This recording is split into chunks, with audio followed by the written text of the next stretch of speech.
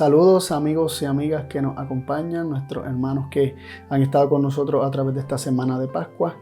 Nos acercamos ya, este es el último tema, ¿verdad? Nos acercamos a la conclusión de esta semana y queremos pedirle que permanezcan con nosotros en este último tema. Así que vamos a pedir la dirección de Dios antes de comenzar. Padre Dios del cielo, necesitamos tu Santo Espíritu para que abra nuestro entendimiento y podamos entender lo que tú tienes para nosotros en tu palabra. Danos la bendición que tú tienes para nosotros hoy en el nombre de Jesús. Amén. Muy bien, resumiendo los puntos que hemos estado presentando durante esta semana en los diferentes temas, los diferentes estudios de la Biblia que hemos hecho, tenemos que somos pecadores y no podemos limpiarnos a nosotros mismos. Sin embargo, Dios nos reveló en Cristo principalmente su benignidad, su misericordia y su bondad. Contemplando a Cristo somos atraídos a Él, y viendo su belleza tomamos conciencia de nuestro pecado y se nos muestra el arrepentimiento, es decir, el cambio de corazón como la solución. Cristo nos ha dado arrepentimiento, y si confesamos nuestros pecados, Cristo nos da un corazón nuevo y nuestros pecados son echados en el fondo del mar.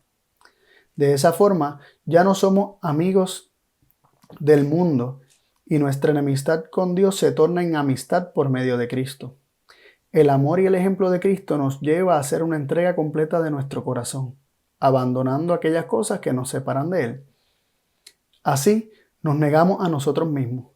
Y así como creímos que nos acepta, ahora seguimos viviendo por su palabra, confiados en que el que prometió es fiel en cumplir su palabra. Vemos que la fe es un don de Dios y trabajamos, negociamos con esa fe, es decir, la ejercitamos tomando las promesas de Dios, creyéndolas, pidiéndolas y dando gracias por ellas. Así, el justo vivirá por la fe. Satanás nos tienta a que no nos neguemos a nosotros mismos. Nos guía a tener autocompasión y es Él el que nos tienta a rechazar la cruz. Es natural del hombre el rechazar la cruz. Por el contrario, es de Dios negarse a sí mismo. La abnegación, la entrega completa. Jesús se negaba a sí mismo, no haciendo nada de sí mismo, de su propia voluntad, ni de su propio juicio, permitiendo que su Padre permaneciera en él dirigiendo su vida. Estar juntamente crucificado con Cristo significa vivir con Cristo la negación propia. Y esto es solo posible si Cristo vive en mí. Y lo nuevo que vivo, lo vivo ahora en la fe del Hijo de Dios. Permanecer en Cristo es andar conforme al Espíritu. Y venimos a hacer una sola cosa con Él. Venimos a ser parte de la vid con Él. Y al permanecer en Él no pecamos. Si pecamos es porque no le hemos conocido y no le hemos visto ni conocido. Contrariamente, contemplándole le vemos y le conocemos y no pecamos. Entonces vemos que permanecer en Él significa contemplarle y conocerle. Vimos que el amor y la alegría, la felicidad de Dios estaba en la compañía de su Hijo. Y el Hijo de Dios en forma similar encuentra su alegría y gozo en el compañerismo de la humanidad. Por eso cuando el hombre pecó, Cristo se ofreció voluntariamente para redimirnos y darnos el mismo amor con el que el Padre lo ama a Él. Vimos que el gozo de Cristo fue el llevar alivio al sufrimiento de la humanidad y levantar a la raza caída del pozo espiritual. Así también, habiendo nosotros recibido el amor de Cristo, tomamos conciencia de la necesidad física y espiritual de los que nos rodean y aceptamos el llamado a entrar en el gozo del Señor, aquí en la tierra, aliviando los dolores y reflejando el carácter de Cristo, negándonos a nosotros mismos y tomando su cruz, allí donde Cristo nos encuentre y nos quiera. Y es la voluntad de Dios que lo conozcamos más y más para que sigamos recibiendo de su amor y vertiéndolo a los que nos rodean. De hecho, lo que Dios busca es que le conozcamos. Este conocimiento no es algo inalcanzable, sino que Dios se ha hecho conocido o se ha revelado en la creación, en la palabra de Dios y a través de la vida de Cristo Jesús. Dios también se comunica a través de los hechos de la providencia en nuestra vida. Hemos visto que la vida eterna consiste en conocer al único Dios verdadero y a su Hijo Jesucristo. Y es a través de la búsqueda del conocimiento de Dios así como Él está revelado en las Escrituras, dejando de lado todo preconcepto, aceptándola como la misma palabra de Dios para mí mismo, queriendo hacer su voluntad y creyendo cada jota y cada tilde en la totalidad de su palabra, que Él se nos revelará y se nos manifestará y nos dará una revelación cada vez más clara y vendrá así a nosotros como la lluvia temprana y tardía. Así vemos cómo Dios se comunica con el hombre a través de la naturaleza, de la providencia de Cristo Jesús, de la Biblia. Sin embargo, la relación no termina ahí. Ahí está solamente plasmada la relación y la comunicación de parte de Dios hacia el hombre. Pero ¿qué acerca de nuestra comunicación con Dios? ¿Qué acerca de cómo nosotros nos comunicamos de vuelta con Dios para completar, ¿verdad?, esa comunicación donde nosotros no solamente recibimos su palabra, sino también le abrimos nuestro corazón? Para estar en comunión con Él, le hablaremos de nuestra vida, nuestra alegría, nuestras vicisitudes, nuestras necesidades. Y cuando lo hagamos, lo haremos de esta forma. En el tema anterior vimos los siguientes puntos. Teniendo claro nuestra necesidad de Dios y su bendición. O sea, cuánto necesitamos a Dios y a la bendición que Él tiene para nosotros. Tenemos que tener eso claro. Y esto representa nuestra necesidad de su justicia, ¿verdad? Tener hambre y sed de justicia. Otro punto que vimos es que hay que acercarnos a Él para pedirle. Podemos acercarnos con confianza a Él para pedirle. Él dice que el que pide le será dado, ¿no? Otro punto es que no debemos acercarnos a Él sin antes haber confesado los pecados conocidos, aquellos pecados que conocemos acerca de nosotros mismos. En otras palabras, no podemos venir a Él pretendiendo su bendición aun cuando nuestro corazón está lejos de Él. Nuestra boca no le puede honrar mientras nuestro corazón se mantiene lejos de Él. Así que si hay pecados a los cuales nuestro corazón se aferre, debemos procurar pedirle a Dios arrepentimiento, contrición por estos pecados. Debemos experimentar esto antes de ponernos a pedir cualquier otra cosa. Nuestra mayor necesidad en ese momento, si todavía hay pecados inconfesos, si todavía hay pecados no abandonados y acariciados, podríamos decir, nuestra mayor necesidad en ese momento es que Dios nos purifique el corazón, nos limpie y perdone nuestros pecados. Otro punto que vimos es aproximarnos a Él con fe, creyendo que su palabra se cumple. Vimos que fe, hemos visto en temas anteriores que la fe es creer que su palabra hará aquello que Dios dice que hará. Así que hay que acercarnos con fe a Él, creyendo que Él es y que es galardonador de los que le buscan. Él dará aquello que Él dijo que ha de dar a los que se acercan a Él. Otro punto es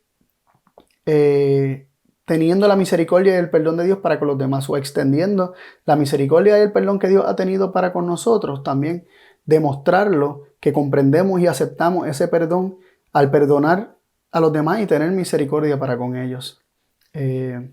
Otro punto es ser perseverante, orad sin cesar. Se nos insta a acercarnos a Dios constantemente a través de la oración, constantemente presentar nuestras súplicas a Él, constantemente presentar nuestras necesidades, nuestras carencias, ¿no? Aquello que necesitamos que Él transforme y aquellas situaciones que también nos agobian, presentarlas al Señor constantemente, perseverando en la oración, orando sin cesar, sin parar. Y el último punto, o el penúltimo punto, es que lo haremos en el nombre de Jesús, reconociendo que es por sus méritos, que es gracias a Él que nosotros podemos acercarnos confiadamente al trono de la gracia, que es gracias a Cristo, a la revelación que Cristo nos ha dado acerca del Padre, que podemos confiadamente acercarnos a Dios sabiendo que Él nos escucha, que Él es un Padre que nos dice que quien va a Él, Él no le va a echar fuera. Así que en el nombre de Jesús implica todo esto y más, y mucho más. Implica acercarse a Dios confiando en el nombre de Jesucristo, sabiendo que la revelación que Cristo dio acerca de su Padre es correcta y que si no fuera por Cristo y por esa revelación, no nos atreveríamos a acercarnos a Dios, ni siquiera pensaríamos correcto acerca de Dios y mucho menos pensaríamos que Dios nos oye. Así que una vez estos pasos se dan, viviremos una vida de alabanza y gozoso servicio para la gloria de aquel que es amor. Este es el resultado de una buena comunión con Dios, de recibir sus palabras y abrir nuestro corazón a Dios como a un amigo, y sabiendo que Él es amor, que Él ha de recibir nuestras peticiones, que Él ha de escucharlas. Entonces nuestra vida será una vida llena de confianza, en la que alabaremos, reconoceremos a Dios constantemente por las cosas que Él ha hecho, y con gozo serviremos a Dios para su gloria, para que conozcan su carácter, que Él es amor. El tema de hoy se titula La victoria de la fe. Y es importante, como vimos en el tema anterior, resaltar la importancia de la fe dentro de lo que es la oración, pero dentro de toda la vida cristiana la fe es esencial. Y especialmente vamos a ver hoy la victoria de la fe, cómo la fe nos da la victoria. Y vimos que en el tema anterior se nos presentó un elemento muy importante en cuanto a la oración, y es que debemos creer, ¿verdad? Creer que Dios es, creer que Dios nos escucha, creer que Dios ha de otorgar, ha de dar aquello que Él prometió dar. Es elemental en la oración, es fundamental, mejor dicho, en la oración, el tener fe. Pero la fe se aplica a muchas otras cosas más allá de simplemente aquello que pedimos, ¿verdad? En oración a Dios, la fe es un estilo de vida, ¿no? Es vivir de toda palabra que sale de la boca de Dios. Y vamos a confirmar esto con la palabra de Dios, comenzando en Hebreos 11:1, que nos presenta una definición muy conocida acerca de la fe. Dice: es pues la fe la certeza de lo que se espera, la convicción de lo que no se ve. La fe es certeza, la fe es convicción, seguridad, certidumbre. Digamos que se está convencido de lo que se espera, de lo que no se ve. Pero eso que se espera y que no se ve, ¿es algo que me imagino? ¿Es algo que me he convencido a mí mismo que es? ¿O estoy seguro, tengo certeza, estoy convencido de aquello que no veo porque Dios lo dijo, o debido a que Dios lo dijo? Veamos que la fe no es yo tratar de convencerme a mí mismo de algo hasta ya estar plenamente convencido de eso, y luego pretender que Dios lo haga porque yo me convencí a mí mismo de eso. Eso es presunción. La fe es creer en lo que Dios dijo. Es la certeza y la convicción de lo que no se ve, sí, pero que lo que no se ve, pero Dios lo dijo, Dios lo declaró ya. Por ejemplo, Romanos 10:12 nos dice: la fe es por el oír, y el oír por la palabra de Dios. Así que la fe, esa certeza, esa convicción es por el oír, y el oír por la palabra de Dios. Dios habla su palabra, nosotros la oímos, y si la creemos y la guardamos en nuestro corazón, entonces eso es fe, es guardar, es llevar a tu corazón las palabras de Dios, estar convencido de lo que Dios habló. No es convencer a Dios de que estamos convencidos para que Él haga algo, es nosotros estar convencidos de que lo que Dios habló, lo que Él prometió, lo que Él dijo es cierto. Y vivir sabiéndolo, creyéndolo, estando convencido, es vivir con esa certeza. Jesús habló de esto cuando Satanás lo estaba tentando en el desierto para que probara que si Él era el Hijo de Dios, que convirtiera las piedras en pan. Jesús le respondió diciendo: escrito está, no solo con pan vivirá el hombre, mas con toda palabra que sale de la boca de Dios. Mateo 4:4. Así que vemos en Mateo 4:4, Jesús nos está diciendo algo similar.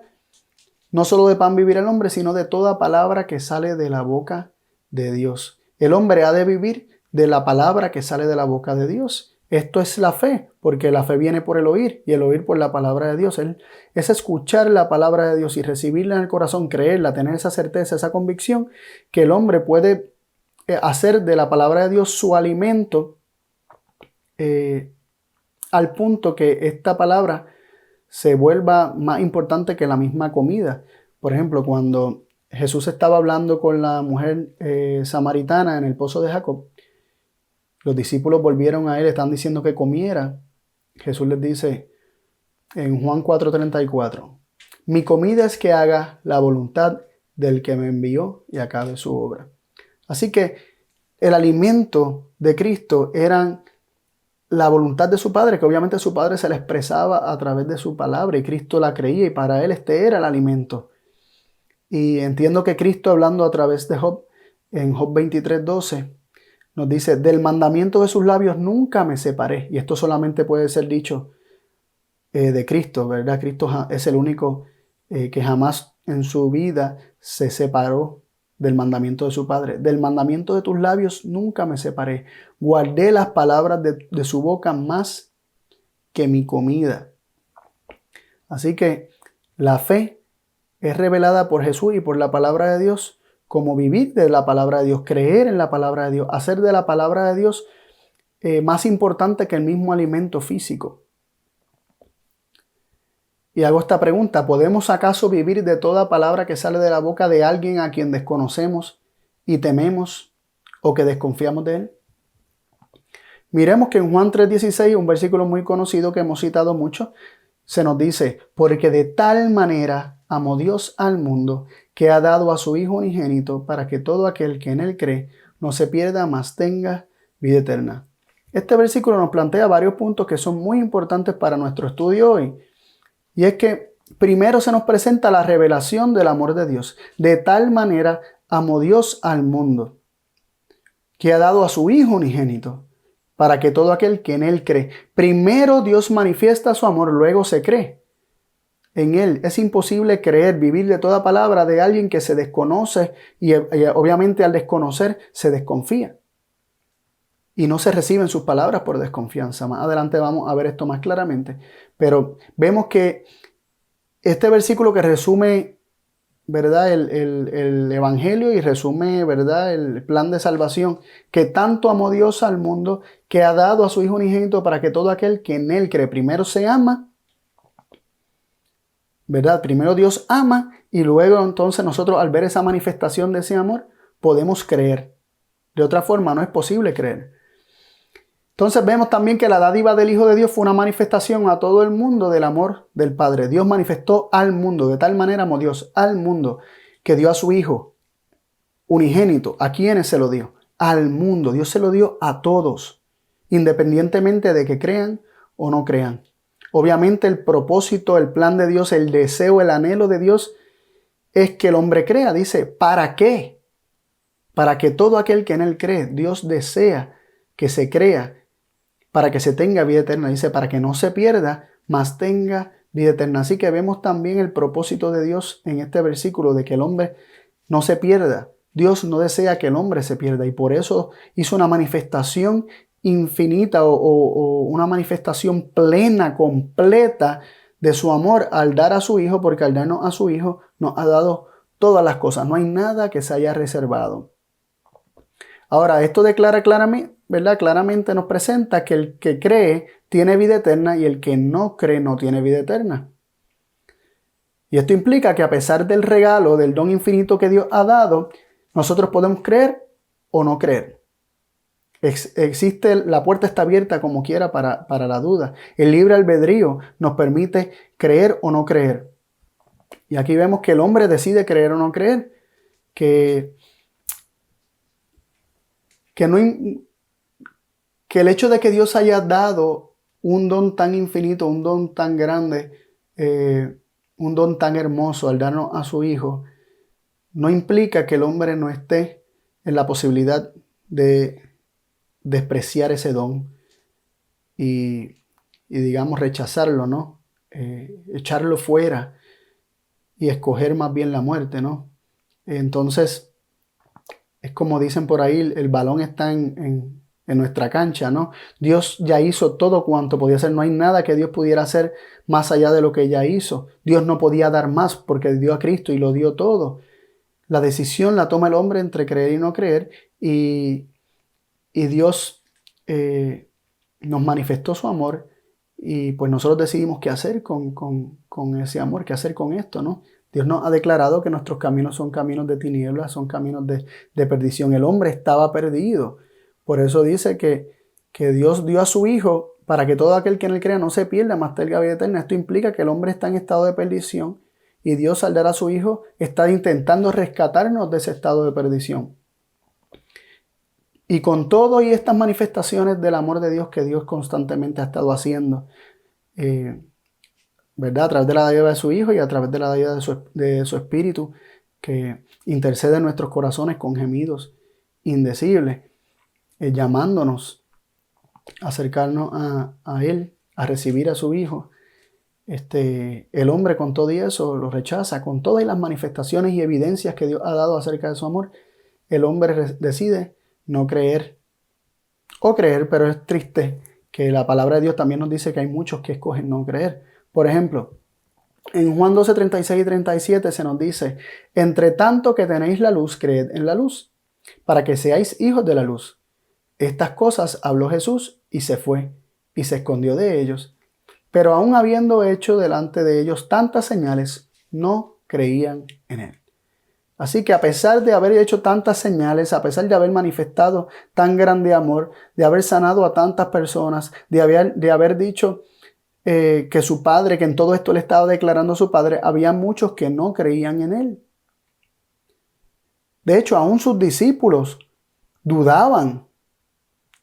Y no creer y dudar es lo mismo, porque cuando tú dudas, tú no crees. Puede ser que la palabra duda muchas veces en nuestro uso, ¿verdad?, implique no estar seguro de algo. Sin embargo, cuando no se está seguro de algo, no hay fe, no hay certeza, no hay convicción. Y el fruto de la duda es el mismo fruto de la incredulidad, de no creer. Miren cómo dice Mateo 28, 17, hablando de sus discípulos que habían sido llamados a encontrarse con Cristo en el Monte de los Olivos, en el momento cuando Cristo iba a ascender y les iba a dar instrucciones finales antes de irse con su Padre al cielo. Dice: cuando le vieron, le adoraron, mas algunos dudaban. Eso es Mateo 28, 17. Dice que algunos de sus propios discípulos, aún en ese mismo momento, cuando ya Jesús se les había aparecido a muchos de ellos, todavía dudaban. ¡Wow! Es verdad, suena sorprendente, pero así somos nosotros, ¿verdad? Somos incrédulos. Y quiero contrastar, vimos lo que era fe, que es creer, y es creer la palabra de Dios, creer que la palabra de Dios hará lo que dice que hará, creer que Dios es verdadero, es veraz, Él cumple lo que dice. Y como Él cumple lo que dice, Él es digno de confianza y sus palabras las recibimos como alimento, ¿no? Vivimos de toda palabra que sale de la boca de Dios. Pero vamos a ver entonces la duda en contraste con la fe, porque hay muchos versículos en la Biblia, solamente vamos a utilizar algunos, donde la fe y la duda son puestos en contraste. Leemos en Mateo 14, 31. Luego Jesús, extendiendo la mano, asió de él y le dijo: oh hombre de poca fe, ¿por qué dudaste? Así que vemos hombre de poca fe, ¿por qué dudaste? ¿Tuviste duda? No tuviste fe. Mateo 21, 21 nos dice: y respondiendo Jesús les dijo: de cierto os digo, que si tuviereis fe y no dudareis, o sea, tener fe es no dudar, no solo haréis esto a la higuera, mas si a este monte dijereis: quítate y échate en el mar, será hecho. También vemos en Marcos 11, 23, porque de cierto os digo que cualquiera que dijera a este monte: quítate y échate en el mar, y no dudare en su corazón, mas creyere que será hecho lo que dice, lo que dijere le será hecho. Miren qué interesante. Y no dudar en su corazón, mas creyere. Creer es contrapuesto a dudar nuevamente. Y tenemos que hacer la salvedad de que creer y fe, ¿verdad? Creer es el verbo, la acción de la fe. La palabra griega para fe es pistis, el verbo para creer es pisteuo. Y vemos que pistis es el sustantivo del verbo pisteuo. Fe y creer es una y la misma cosa, lo único que utilizados de manera distinta, uno como sustantivo y otro como verbo.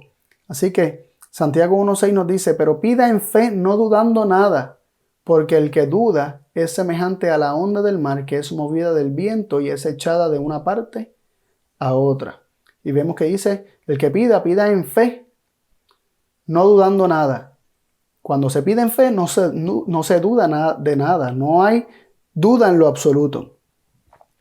Vamos a definir entonces qué es la duda, porque ya definimos que fe es vivir de toda palabra que sale de la boca de Dios, creer que la palabra de Dios es cierta, que Dios es veraz, que su palabra hará exactamente lo que Dios dijo que hará. Pero la duda, ¿qué es la duda? Es lo contrario. ¿Y qué es lo contrario? Veamos lo que nos dice Romanos 4:20, hablando de Abraham. Dice, tampoco dudó en la promesa de Dios con desconfianza. Antes fue esforzado en fe, dando gloria a Dios. Lo primero que quiero que notemos es que nos contrapone nuevamente la fe y la duda. Dice que Abraham no dudó en la promesa, antes fue esforzado en fe. Por el contrario, fue esforzado en fe. Así que dudar, que fue lo que no hizo Abraham, es contrario a tener fe, a ser esforzado en la fe, que es lo que hizo Abraham. Ahora, otro punto que queremos establecer para definir entonces la duda es que dice que tampoco dudó en la promesa de Dios con desconfianza. Así que la duda es desconfianza de Dios y de sus promesas, de sus palabras, de sus intenciones. Se duda de Dios cuando se desconfía de Él y entonces se es incrédulo a su palabra, se es incrédulo a sus promesas, se es incrédulo a sus intenciones, se sospecha de sus intenciones porque hay duda en cuanto a su carácter. Y esto nos trae, ¿verdad?, en la discusión, la batalla de la fe. Hay una batalla de fe entre creer y no creer. Hay una batalla desde siempre, desde que se originó el pecado, existe esta batalla en el universo entre creer y no creer, entre vivir de toda palabra que sale de la boca de Dios o no vivir de toda palabra que sale de la boca de Dios, entre confiar en Dios, saber que Él es amor, saber que Él es digno de nuestra confianza, de que depositemos toda nuestra ansiedad sobre Él porque Él tiene cuidado de nosotros, o realmente desconfiar de Dios y no creer que Él tiene nuestros intereses en mente, que Él está pensando en nosotros, que cuando Él nos declara algo es buscando nuestro bienestar. Y esta semilla de la duda la sembró el enemigo en el cielo. Lucifer en el cielo comenzó a sembrar dudas acerca del carácter de Dios. Comenzó a hacer que los ángeles desconfiaran de Dios para que luego desconfiaran y no recibieran sus palabras como alimento. Y logró engañar a una tercera parte de los ángeles y trajo también esta batalla, la trajo a la tierra cuando también engañó a nuestros primeros padres y lo hizo desconfiar de la palabra de Dios, lo hizo desconfiar de Dios primeramente cuestionando la bondad de Dios. Así que vemos que cuando no se conoce a Dios, no se conoce su bondad, no se conoce su amor, entonces nosotros desconfiamos y descartamos su palabra. Y esa es la condición en la que se encuentra nuestro mundo ahora mismo. Es una condición de incredulidad, una condición de no creer la palabra de Dios y al estar en dicha condición se cumple el propósito, el anhelo, el deseo de Satanás, nuestro enemigo en común. Nos dice Efesios 2, verso 2, hablando de aquellos que fueron conversos, en que en otro tiempo anduvisteis conforme a la condición de este mundo. Está diciendo que en otro tiempo, antes de haber sido convertidos, se andaba conforme a la condición de este mundo. Conforme, ¿cuál es la condición de este mundo? Conforme a la voluntad del príncipe de la potestad de este aire, es decir, Satanás, conforme a la voluntad de Satanás. O sea que este mundo, la condición de este mundo es conforme a la voluntad de Satanás. El espíritu que ahora obra en los hijos de incredulidad. Así que la condición de este mundo es la voluntad de Satanás y esa voluntad engendra hijos de incredulidad. Es decir, la condición de este mundo es de incredulidad, es de duda, porque se está llevando a cabo la voluntad del príncipe de la potestad de las tinieblas, es decir, de Satanás. Él es el que obra en los hijos de incredulidad y al obrar en los hijos de incredulidad se cumple su voluntad y la condición general de este mundo viene a ser de incredulidad. Así que esa es la condición del mundo. Sin embargo, se nos llama a nosotros a vencer este mundo, a que seamos victoriosos sobre este mundo y de hecho se nos da la receta para vencer este mundo. Nos dice en 1 Juan 5:4, porque todo aquello que es nacido de Dios vence al mundo. Y esta es la victoria que vence al mundo, es a saber, nuestra fe. Así que es la fe la que vence al mundo. Es creer en la palabra de Dios, es vivir de toda palabra que sale de la boca de Dios, como se vence el mundo. Y esta es la fe que Cristo reveló, la fe que se aferra de las promesas del Padre aún cuando todo parece indicar algo contrario a lo que nuestra mente ha comprendido y ha creído acerca del amor de Dios. Miremos el ejemplo de Jesús, porque Él es el autor y consumador de la fe y se nos llama a que pongamos nuestros ojos en Él, puestos los ojos en el autor y consumador de la fe, Jesús, el cual, habiéndole sido propuesto gozo, sufrió el madero, menospreciando la vergüenza, y fue sentado a la diestra de Dios. Primero, que este versículo nos llama a ver a Jesús, que es el autor y consumador de la fe. Él es el perfeccionador. No se puede ver una fe más perfecta, más completa, aparte o fuera de Jesús. En Jesús vemos la perfección de la fe. Y dice, el cual, habiéndole sido propuesto gozo. ¿Quién le propuso gozo a Cristo? Su Padre le propuso gozo a Cristo. El gozo de traer muchos hijos a casa. El gozo de que a través de su sacrificio reconciliaría tanto las cosas que están en la tierra como las que están en el cielo. Y dice que él, creyendo, o sea, el consumador de la fe, Jesús, el cual, habiéndole sido propuesto gozo, sufrió el madero. Estuvo dispuesto a negarse a sí mismo, sufrió, lo que experimentó en la cruz, lo experimentó creyendo en la palabra de su Padre. De hecho, cuando se nos dice consumador de la fe, esa palabra también nos apunta a la cruz, porque en la cruz Cristo dijo consumado es, y muchas cosas fueron consumadas en la cruz tocante al plan de redención, pero la fe es una parte importante del plan de redención, y esa fe también fue consumada, manifestada plenamente en la cruz. Una fe que se niega a sí mismo, una fe que decide creer lo que el Padre dice, no importando lo que tus sentimientos y tus propios pensamientos te están diciendo. Y aquí podremos traer a colación lo que Jesús sintió en la cruz, descrito por David en el Salmo 22 y citado por Jesús desde la misma cruz. Jesús citó constantemente este salmo varias veces. Vemos que en el versículo 1 del Salmo 22 se dice, Dios mío, ¿por qué me has desamparado? Así que Cristo se sintió desamparado.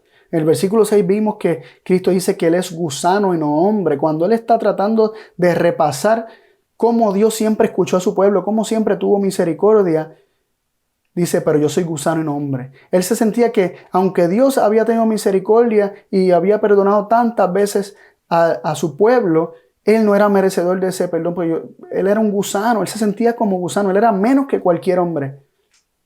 Así se sentía nuestro Salvador en la cruz. Y el resto, hasta el versículo 21, vemos una lucha constante del Hijo de Dios tratando de recordar las bondades que Dios tuvo para con él, tratando de recordar cómo Dios lo salvó, cómo Dios lo libró, cómo Dios lo guió, cómo Dios le habló, todas las revelaciones que Dios le había dado de su amor, la voz que él escuchó de que él era su Hijo amado, en el cual Dios tenía contentamiento. Todas estas cosas, Cristo tratando de recordarlas, y se sentía tan aplastado por el pecado que era una lucha, realmente era una lucha. Pero en el versículo 21, Él declara que de entre medio de, algunas versiones dicen de los toros salvajes, de los búfalos, de los unicornios, dicen otras, tú me has escuchado. Hay unas versiones que hasta quitan esta parte del versículo, por lo menos el texto recibido incluye esta parte que dice, tú me has escuchado. Él decidió creer que él era escuchado de Dios. Él decidió creer que a pesar de que él se sentía abandonado, desechado, ¿verdad? Azotado, abatido por Dios, como dice Isaías 53, así él se sentía. Sin embargo, él decide creer que su Padre lo escuchó. Y del versículo 21 en adelante, todo es una alabanza a Dios. Una alabanza, y esta alabanza concluye con el último versículo del Salmo 22, que termina diciendo, Él ha hecho esto, o como algunos sugieren que debe ser traducido, hecho está, o ha sido completado, se ha terminado, o consumado es. De hecho, la palabra, se cree que el decir Cristo consumado es, está citando el último versículo del Salmo 22.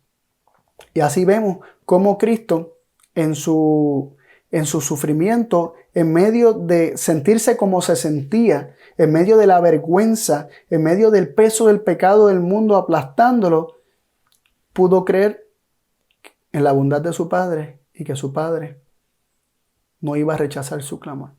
Y de hecho su Padre estaba allí. Su Padre no lo había abandonado. Pero no podía manifestar que estaba allí.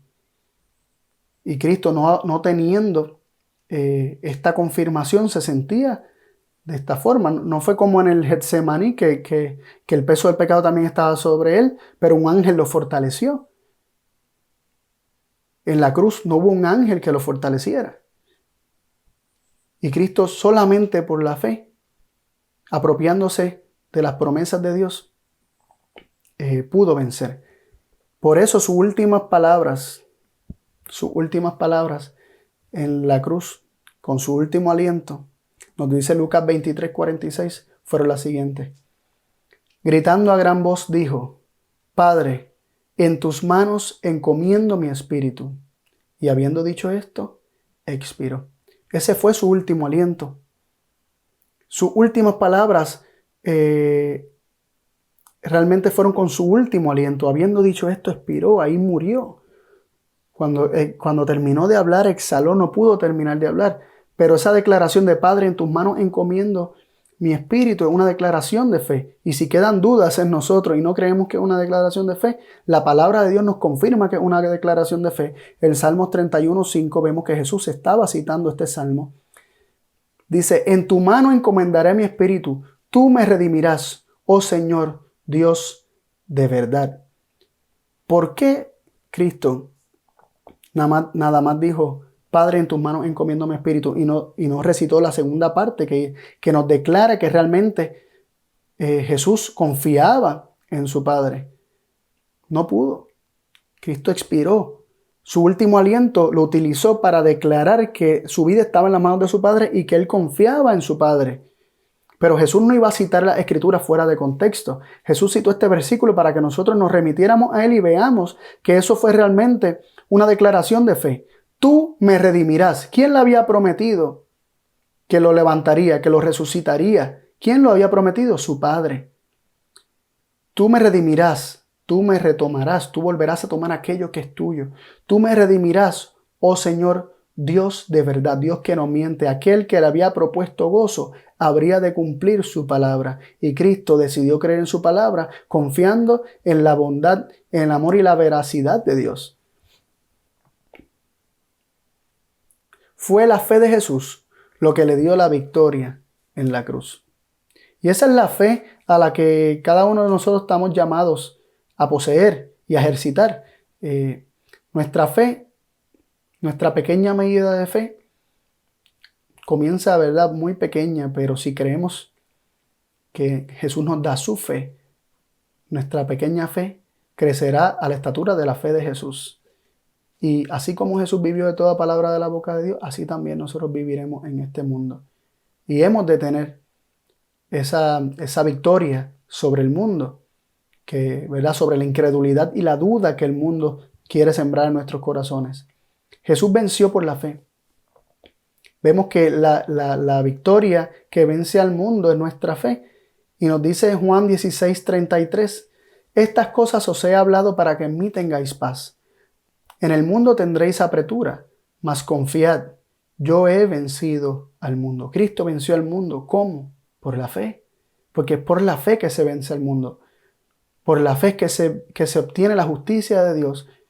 Y es por la fe que uno se niega a sí mismo y por lo tanto uno se niega a su propio juicio, uno se niega al orgullo, uno se niega a la autosuficiencia. Es por la fe que uno depende únicamente de toda palabra que sale de la boca de Dios. Y por la fe es que Cristo venció al mundo.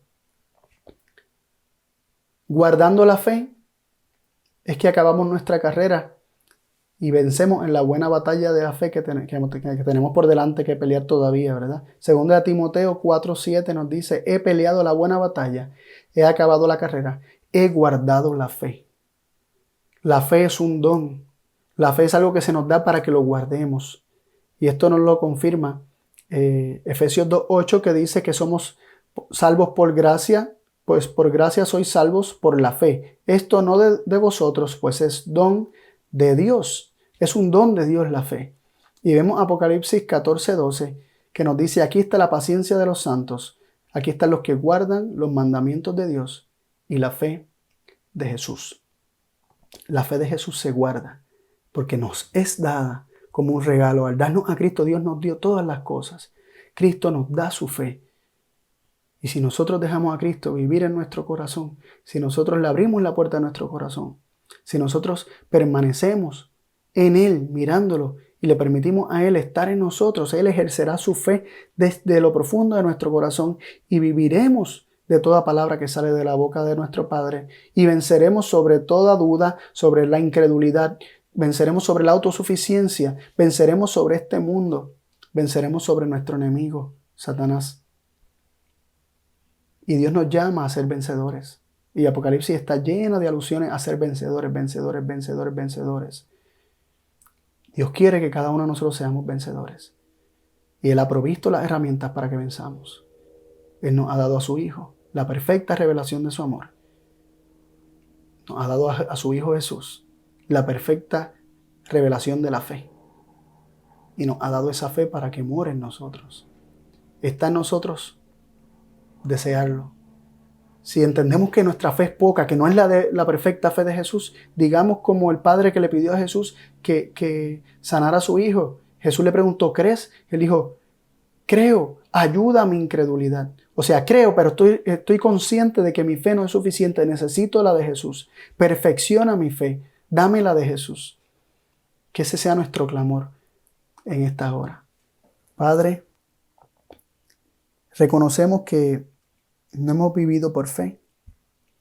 Reconocemos que nuestra fe es muy pequeña, que nuestra fe es imperfecta, pero tú nos has puesto delante de nuestros ojos a tu Hijo amado Cristo Jesús para contemplarlo, el autor y consumador de la fe, aquel que puede perfeccionar nuestra fe, aquel que mientras lo contemplamos recibiremos de su fe, aquel que mientras le permitimos vivir su vida en nosotros, Él ejercerá su fe en nosotros.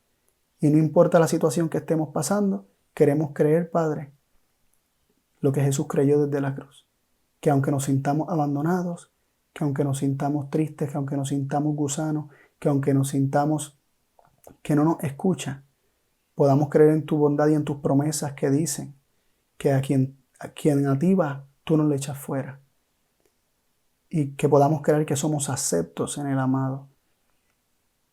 Y que no importa todo lo que el enemigo trate de presionar sobre nuestras mentes y nuestras conciencias, podamos creer también que somos perdonados y que nuestros pecados han sido echados en lo profundo de la mar. Y que caminemos en victoria, venciendo al mundo, venciendo a Satanás y a sus tentaciones, venciendo la duda y la incredulidad, teniendo la victoria únicamente por la fe de Cristo. Es en su nombre que hemos orado y pedimos estas cosas. Amén. Bendiciones para todos, amigos.